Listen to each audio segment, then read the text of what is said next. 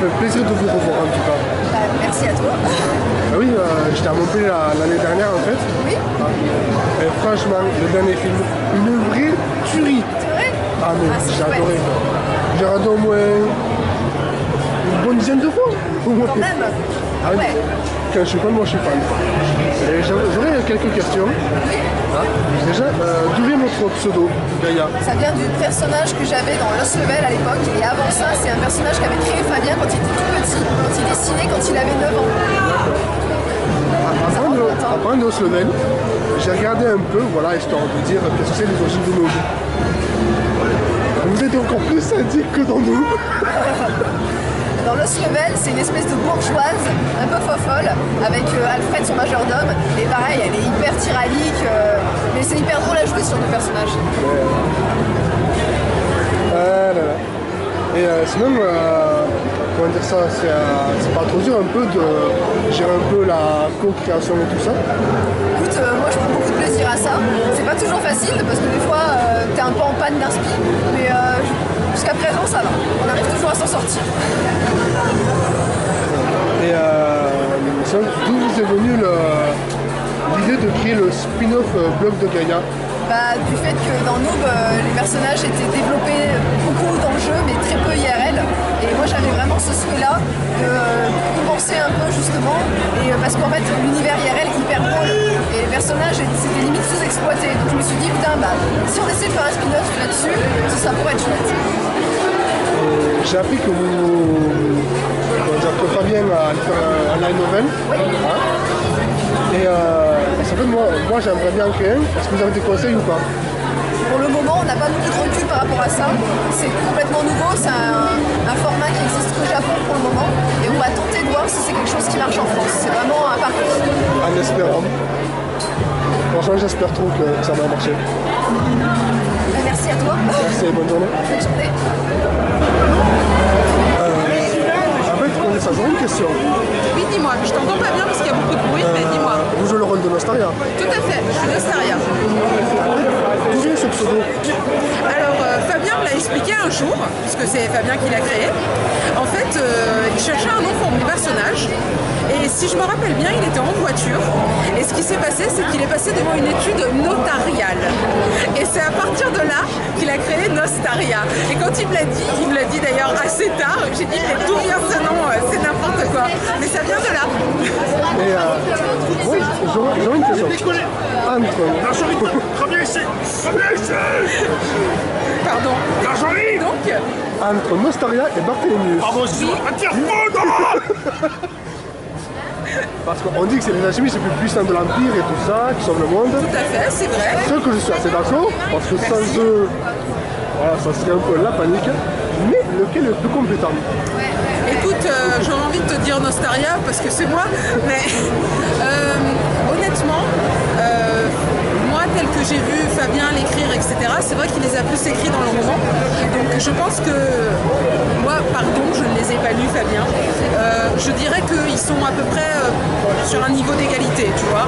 Parce qu'ils ont les mêmes qualités, parce qu'ils sont hyper forts, ils sont brillants. Par contre, ils ont les mêmes défauts, ils sont tous les deux extrêmement peureux. Ils sont vraiment... c'est pas des personnages faciles, quoi. Ah, j'ai vu ça, Donc, j'ai envie de te dire que, à mon avis, ils se valent. Mais après, bon, peut-être Fabien, il a une... Enfin, c'est Fabien qui les a créés, donc lui, il a une idée plus précise, c'est certain.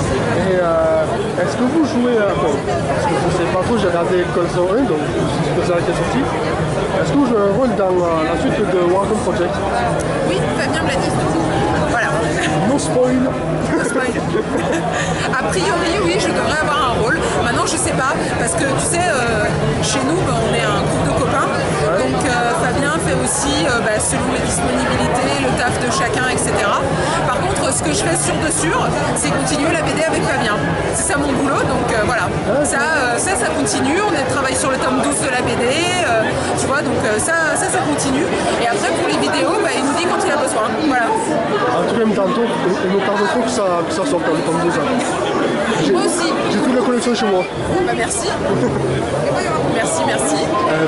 Merci d'avoir répondu aux questions. Après, je veux savoir d'où vient le nom Christos. De l'imagination fertile de Fabien. Fabien, c'est lui qui a imaginé ce nom il y a très longtemps, au niveau de Lost Level même, donc ça fait plus de 10 ans. Et je ne saurais pas te dire comment il a imaginé ce nom. J'ai aussi que vous avez commencé assez jeune aussi à faire des vidéos. Pardon? J'ai vu que vous avez commencé à faire des vidéos assez jeune aussi. Oui, bah j'ai commencé les vidéos, j'avais 8 ans. Ah ouais. Avec Lost Level justement, donc ça fait un petit moment. Maintenant j'ai 24 ans, donc ça va faire 16 ans déjà. Ah, ça fait beaucoup quoi. Ouais. Et sinon, c'était pas tendu un peu de gérer tout ça? Enfin, gérer genre votre rôle, plus la vie à... Non, c'est pas particulièrement, c'est pas dur, en disant que de base on voit ça comme un loisir, comme un bonus, comme une façon de s'amuser.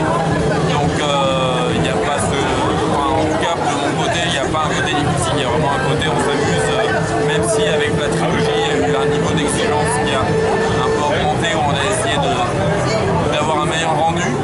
C'est quand même quelque chose qui reste avant tout agréable, un amusement. Donc non, je ne trouve pas ça dur ou contraignant en tout cas.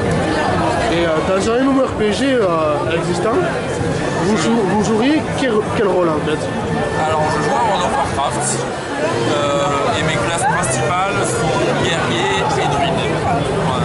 Et aussi paladin. Mais j'ai aussi un chasseur, un prêtre et un voleur. Et je crois que j'ai aussi un mage. Ça fait pas mal de monde. Et dans Warzone Project, on voit que vous réapparaissez sous une autre image en fait.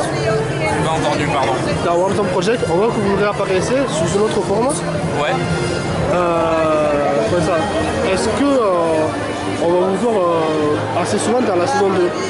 Alors dans la saison 2, ce qui va être particulier, c'est que ce ne sera pas vraiment une saison 2, ça va être en quelque sorte un reboot. Donc c'est-à-dire que ceux qui ont vu la saison déjà existante vont comprendre des subtilités, des choses qui font référence à la première saison qui a existé. Mais ceux qui n'ont jamais vu cette saison-là vont tout à fait prendre la suite comme une nouvelle série. Donc voilà, ça va être entre deux, entre le reboot et la suite. Et après, je ne peux pas en dire plus parce que je ne sais pas moi-même ce qui va se passer. C'est Fabien qui a tout le scénario en tête, donc je vais découvrir au moment des tournages. Ah oui, petite parenthèse au Manga Game Show de Montpellier. Oui. Ah, il y avait Timan, Gaia, Sparadra, Arteon. Ouais. Et je les ai bluffés parce que j'ai dit à Sparadra que j'aimais les small beef.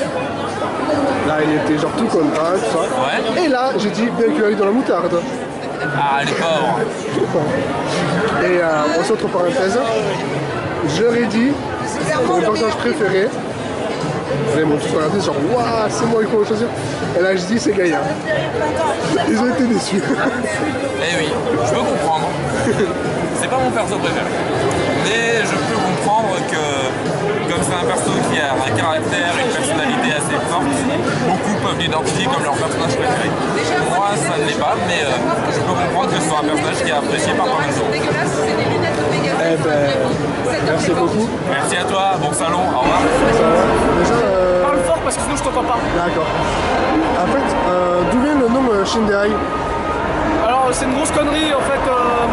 Tu sais, quand tu vas sur internet, tu utilises souvent un pseudonyme. Et moi, c'est un pseudonyme qui date d'il y a bien longtemps, genre 7 ou 8 ans.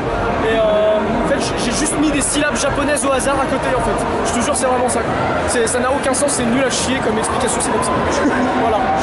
Et d'où est venue l'idée de faire comment dire ça, des vidéos un peu musicales? Bah, j'ai toujours fait de la musique depuis. J'ai toujours fait de la musique. Moi, je faisais de la musique avant d'être sur YouTube. Ouais. Et du coup, ça m'a semblé logique que. Si tu veux, YouTube c'était plus au départ un moyen pour montrer ma musique, plus qu'une fin en soi.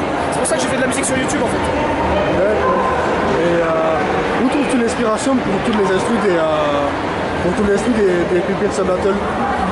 En général, en fait, j'essaye de me renseigner déjà sur les personnages, sur leur univers musical. Et mon but, c'est d'essayer de retranscrire au mieux ce qui caractérise leur univers musical, mais en transformant ça en hip-hop.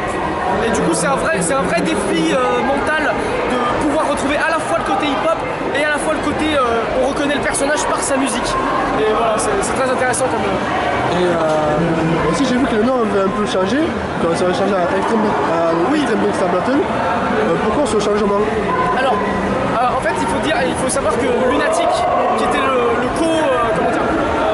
Lunatic qui était à la base le créateur des Epic Pixel Battle, je l'ai rejoint dès le 2e épisode. Les Epic Pixel Battle jusqu'au 15 compris, on les a fait vraiment en duo, voire avec l'aide de beaucoup de voxmakers dont Hermite Moderne qui travaillait énormément sur les paroles. Moi je faisais tout ce qui était musique, mixage, machin. Lunatic il faisait les paroles, mais aussi la vidéo, les choses comme ça. Et en fait, on s'est séparés, Lunatic et Voxmakers se sont séparés en novembre. Et du coup, on s'est mis d'accord entre nous qu'il allait garder le nom Epic Pixel Battle et que nous, on avait le droit de continuer le concept, mais en changeant le nom. Et c'est pour ça qu'on a appelé ça Extreme Pixel Battle. C'est juste ça, en fait. C'est pour séparer les deux voix. Voilà. Merci pour ces réponses. Eh ben, je t'en prie, amuse-toi bien. Déjà, d'où vient le nom de l'Hermite Moderne? C'est très simple, Hermite Moderne, c'est un nom que j'utilise pour faire un pied de nez aux médias. Parce qu'à chaque fois, quand ils parlent des geeks et des gens qui aiment l'imaginaire, ils vous disent nous allons rejoindre Corentin, 21 ans, toujours chez sa mère, devenu un ermite moderne, toujours branché sur internet et éloigné de toute civilisation, incapable de parler. Celui-ci dépense tout son argent à l'opasse pour jouer à Dofus ou des merdes comme ça, tu vois. Donc il a décidé que non, un ermite moderne, c'est quelqu'un qui est capable de rationaliser sa culture et qui est capable de s'exprimer comme il faut auprès des gens. Voilà. Franchement, là, discours, une tuerie. Merci beaucoup. Déjà, d'où vient le nom MJ+1? Pardon? D'où vient le nom MJ+1? Bah MJ c'est mes initiales, et je me suis dit prise par rapport, tu sais, les prises et tout, et 1 parce que, voilà, prise 1, première prise. Voilà. C'est con, mais voilà.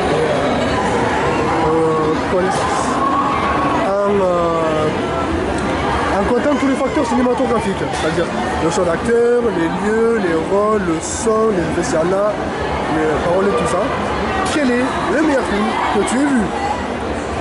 Mon film préféré, donc c'est ça ta question? Ouais. Retour à la future. Le combien? Tous, en fait. Le premier plus que les autres, bien sûr, mais les trois, je les aime tout autant. Voilà. Parce que vraiment, la mise en scène est parfaite, le concept il est excellent. Voilà. C'est plus un hommage au cinéma en général qu'un film sur le voyage dans le temps, mais voilà. Les acteurs sont géniaux, les personnages sont cool, voilà. Donc, et la musique est épique. Que demander de plus? Ça, c'est sûr. Tout est parfait dans ces films. Voilà. Quels sont tes coups de cœur cette année? Mes coups de cœur cette année, pour l'instant, mon plus gros coup de cœur, c'est Lego Batman. Voilà. C'est vraiment la bonne surprise, hein. Le meilleur film Batman qu'on ait eu depuis des années. Et en partie parce que, en plus de se moquer de Batman comme il faut, parce que c'est une parodie bien sûr, ils le font intelligemment, ils se moquent de trucs qui sont vraiment comme ça dans la bande dessinée. Comme par exemple le fait que Batman, à force d'être de son côté, il finit par faire des conneries. Le fait que le Joker, il est un petit peu une histoire d'amour homosexuel avec Batman, ça aussi, voilà. Mais voilà, non, franchement, excellent film. Voilà. Aussi, j'ai appris qu'ils allaient faire des films Infinity War avec beaucoup de personnages. Est-ce que tu as pas peur que ça gâche un peu? Pas vraiment. Le seul truc que je pense qui gâcherait ça, c'est de continuer à faire des films après Infinity War. Parce que justement, tu peux pas faire plus gros après Infinity War, donc autant ne pas essayer et arrêter le MCU là. Voilà, mais apparemment ils n'ont pas l'intention d'arrêter. Il va y avoir d'autres films Gardiens de la Galaxie, d'autres films Ant-Man, je sais pas, mais voilà. C'est le seul truc qui pourrait gâcher le film. Pour le reste, j'attends de voir comment ils vont exécuter le mélange avec les personnages et tout. Voilà, on verra. Et d'où vient l'idée du Fermé-là? De l'Hermite Moderne, voilà, il voulait faire une série de vidéos entièrement consacrées à ces polémiques un petit peu débiles qu'on en a marre d'entendre, à ces critiques ridicules, genre les aigles dans le Seigneur des Anneaux, le frigo dans Indiana Jones 4, donc voilà, je me suis dit tiens, ça me va bien, je veux bien prendre ton concept, et voilà. Merci d'avoir répondu à mes questions. Mais de rien, c'est un plaisir. Et franchement, bonne continuation. Ah bah merci à toi aussi, voilà. Et n'hésite pas à m'envoyer le lien pour la vidéo,